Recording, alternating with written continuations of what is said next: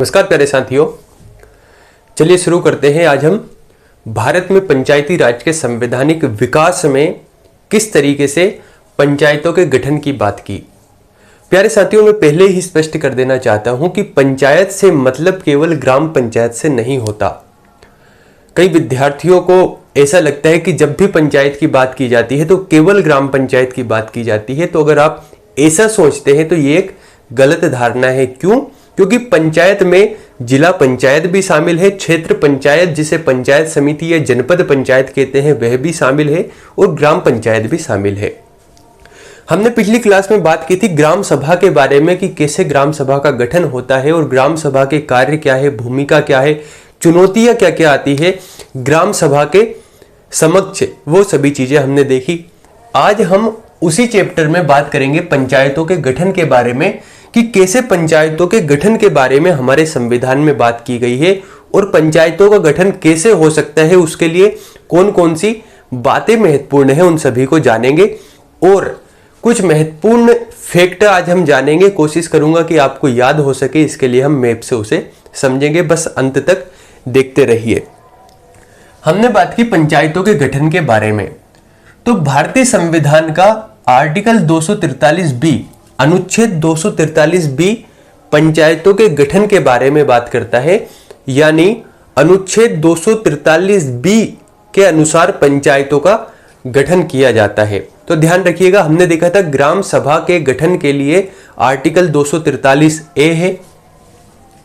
Article 243 ए के तहत ग्राम सभा का गठन किया जाता है, ठीक है। जबकि पंचायतों का गठन 243 बी या अनुच्छेद 243 बी के तहत पंचायतों का गठन होता है। अब बात यह आती है कि पंचायतों का गठन कितनी जनसंख्या पर होता है और इसके लिए क्या क्या बातें हैं। देखिए, पंचायतों के गठन के बारे में हमारा संविधान कहता है कि हमें 3 स्तर पर पंचायतों का गठन करना होगा। 3 के स्तर कौन से होंगे? पहला होगा ग्राम स्तर, दूसरा होगा माध्यमिक स्तर जिसे हम कहते हैं ब्लॉक स्तर, माध्यमिक या मध्य स्तर या कह सकते हैं ब्लॉक स्तर, और तीसरा होगा जिला स्तर पर। यानी अनुच्छेद 243 बी मार्गदर्शन करता है, यह बात कहता है कि 3 प्रकार की पंचायतों का गठन होना चाहिए। 3 प्रकार की पंचायत 3 स्तर पर होगी, ग्राम स्तर पर, माध्यमिक स्तर या ब्लॉक स्तर पर, और तीसरी बात होती है जिला स्तर पर। ग्राम स्तर पर होगी ग्राम सभा, जिसके बारे में हमने पिछले वीडियो में देखा। माध्यमिक स्तर पर होगी क्षेत्र पंचायत, जिसे हम पंचायत समिति के आधार पर भी कभी कभी जानते हैं, और इसे ही हम कभी कभी कहते हैं जनपद पंचायत। जिला पंचायत जिला स्तर पर होगी। यह बात किसने कही? अनुच्छेद 243 बी ने। तो क्वेश्चन क्या बनेगा वह समझिए कि त्रिस्तरीय पंचायतों का गठन या पंचायतों का गठन भारतीय संविधान के किस अनुच्छेद के तहत होता है। तो आपको बहुत स्पष्ट रहना है, आर्टिकल 243 बी, ठीक है। ग्राम सभा की बात नहीं होती है, ग्राम पंचायत की बात हो रही है या पंचायत की बात हो रही है। तो स्पष्ट रहना है कि पंचायतों का गठन 243 बी के तहत होता है। अब बात आती है कि यहां पर एक बात और ध्यान रखना है, अगर किसी राज्य की जनसंख्या 20 लाख से कम है, ठीक है, कितनी? अगर 20 लाख से कम किसी राज्य की जनसंख्या है तो वहां पर केवल 2 स्तर की पंचायत ही होगी। अब वे 2 स्तर की कौन सी होगी? एक स्तर तो होगा ग्राम पंचायत या ग्राम सभा, और एक स्तर होगा जिला पंचायत। जब 2 स्तर पूरे हो गए तो छूट कौन सा रहा है? मध्य का स्तर, यानी मध्य वाला स्तर कौन सा है? क्षेत्र पंचायत या जनपद पंचायत वहां पर नहीं रहेगी। कहां नहीं रहेगी? जिन राज्यों की जनसंख्या 20 लाख से कम है। मेरे ख्याल से यहां तक आपको चीजें स्पष्ट हो चुकी होगी। अब कुछ महत्वपूर्ण फैक्ट बात करते हैं। देखिए, यहां से ये जो चारों पॉइंट हैं बहुत महत्वपूर्ण है। डायरेक्ट प्रश्न बनेगा, प्रश्न कैसे बनेगा उसको भी हम समझेंगे, और इन्हें याद कैसे रखना है उसे भी हम समझेंगे। तो अब हम देख रहे हैं कि हमारे संविधान ने कह दिया कि पंचायतों का गठन 243 बी या अनुच्छेद 243 बी के तहत होगा, और इसके लिए 3 स्तरों पर पंचायतों का गठन किया जाएगा। लेकिन कुछ राज्य ऐसे हैं जहां पर केवल 1 स्तरीय पंचायत है, कुछ राज्य ऐसे हैं जहां पर 2 स्तरीय पंचायत है, और दो स्तर के कारण भी हमने देखे। कुछ राज्य ऐसे हैं जहां पर त्रिस्तरीय है और कुछ राज्य ऐसे भी है जहां पर चार स्तरीय है। चार स्तर कौन कौन से हैं और राज्य कौन से हैं आपको याद रखना है। इसके लिए मैंने एक बात सोची कि पहले सोचा कि आपको शायद डायरेक्ट हम बता देते हैं कि देखिए एक स्तरीय इस राज्य में है, दो स्तरीय उसमें है, लेकिन मुझे लगा कि स्टूडेंट बहुत कंफ्यूजन में रहेंगे कि यार असम बताया था कि कर्नाटक बताया था। तो इसके लिए सबसे अच्छा फंडा होता है मैप से चीजों को याद कर लीजिए। मैं पहले मैप बना लेता हूं, उसके बाद हम देखेंगे, या पहले देख लेते हैं फिर मैप बनाएंगे। हमने बात कर रहे हैं विभिन्न राज्यों में पंचायतों का स्तर, कि विभिन्न राज्यों में पंचायतों का क्या स्तर है। स्तर से तात्पर्य कितने स्तर की पंचायत है। सबसे पहली बात आती है एक स्तरीय पंचायत। एक स्तर का मतलब होता है कुछ राज्य ऐसे हैं जहां पर केवल ग्राम पंचायत है, जैसे कि केरल, त्रिपुरा, सिक्किम, मणिपुर, जम्मू कश्मीर। अब आप कहेंगे कि सर हम इसे याद कैसे रखें, तो उसके लिए भी हम सबसे पहले काम करते हैं, हम सबसे पहले मैप बनाते हैं। देखिए तनाव नहीं लेना है, बस आखिरी तक देखते चलिए, आपको यहीं पर चीजें याद हो जाएगी।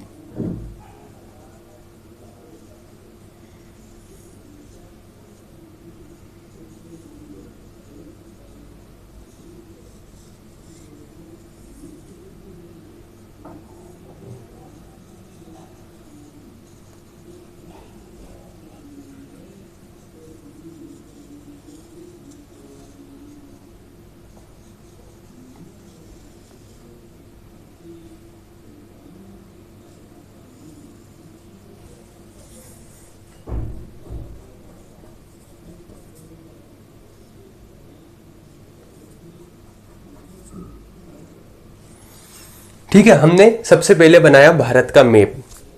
आपको भी अगर याद रखना है तो ठीक इस तरीके से आप या तो मैप लाइए या मैप बनाना सीख लीजिए, आपको आसानी रहेगी।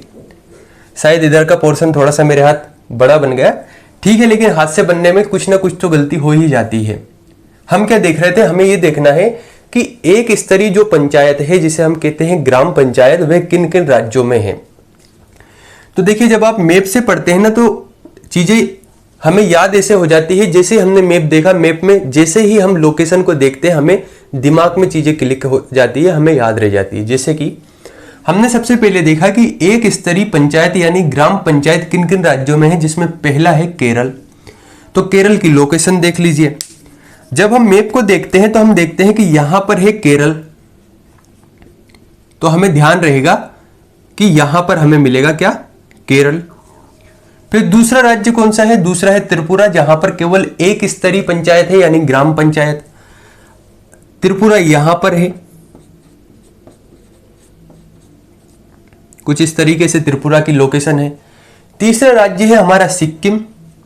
तो सिक्किम आप देखेंगे अगर लोकेशन में तो यहां पर आपको मिलेगा सिक्किम।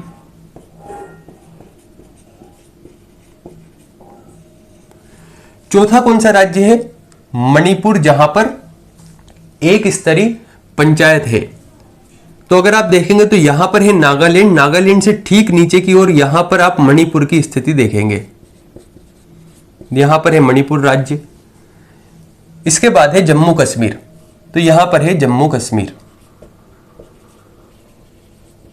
देखिए एक स्तरीय पंचायत, प्रश्न इस तरीके से आएगा कि भारत के वह कौन से राज्य है जहां पर केवल एक स्तरीय पंचायत है या केवल ग्राम पंचायत है। तो अब आपको ऐसे तो ध्यान रहेगा नहीं, हो सकता है आप एक स्तरीय याद रख ले तो अन्य स्तर को याद नहीं कर पाए। तो हमें क्या करना है, जो भी चीजें हैं उसके लिए लोकेशन देखना है कि हमने सबसे पहले देखा केरल, फिर हम केरल से सीधा इधर की ओर आए तो यहां पर हमें दिखा त्रिपुरा, फिर हम और इधर की ओर आए तो मणिपुर, ऊपर की ओर गए तो सिक्किम, इधर की ओर आए तो जम्मू कश्मीर। तो हमें ध्यान आ गया कि यार इधर केरल है, केरल से हम इधर की ओर बढ़ेंगे तो त्रिपुरा, उसके बाद मणिपुर, सिक्किम और जम्मू कश्मीर, जहां पर की एक स्तरीय या ग्राम पंचायत है। आगे की ओर हम बढ़ते हैं, द्विस्तरीय पंचायतों के बारे में देखते हैं कि किन राज्यों में दो स्तर की पंचायतें हैं। दो स्तर में कौन कौन सी, एक तो है ग्राम पंचायत, दूसरा है पंचायत समिति। तो चलिए अब हम उनकी लोकेशन देखते हैं, उन राज्यों की लोकेशन को देखते हैं।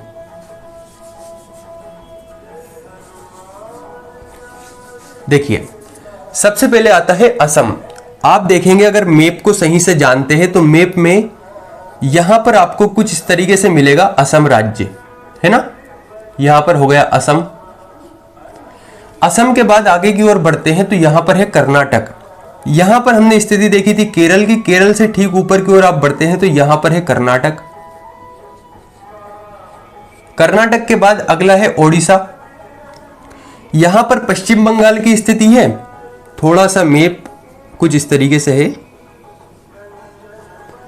यहां पर है पश्चिम बंगाल की स्थिति तो यहां पर है ओडिशा।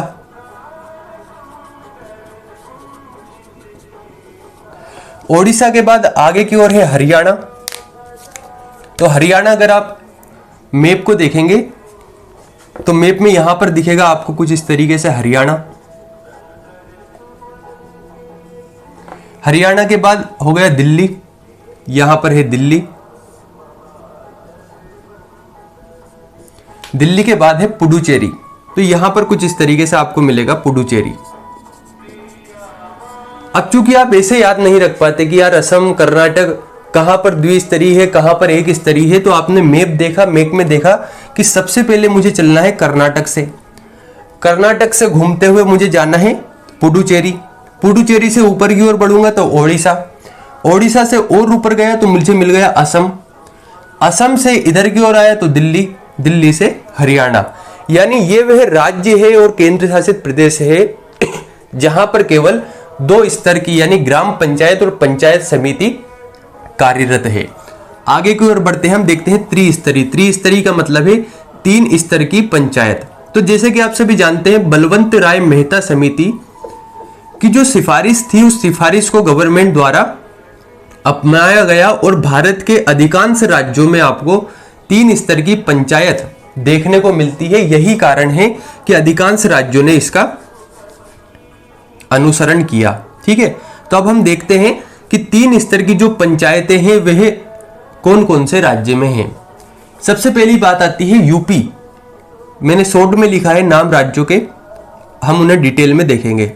सबसे पहले नाम आता है उत्तर प्रदेश, तो यहां पर है उत्तर प्रदेश, मैं शॉर्ट में लिख रहा हूं यूपी। उत्तर प्रदेश के आगे है बिहार, इधर की ओर है बिहार, बिहार से नीचे की ओर है, मैंने जे से लिखा है झारखंड। तो आपको नाम ध्यान रखना, लोकेशन से अगर आप ध्यान रखेंगे तो आपको चीजें याद रहेगी। यहां पर है झारखंड, झारखंड के बाद है मध्य प्रदेश एमपी, यहां पर आप एमपी की स्थिति देखते ही हैं। एमपी के बाद है राजस्थान, इधर की ओर है राजस्थान,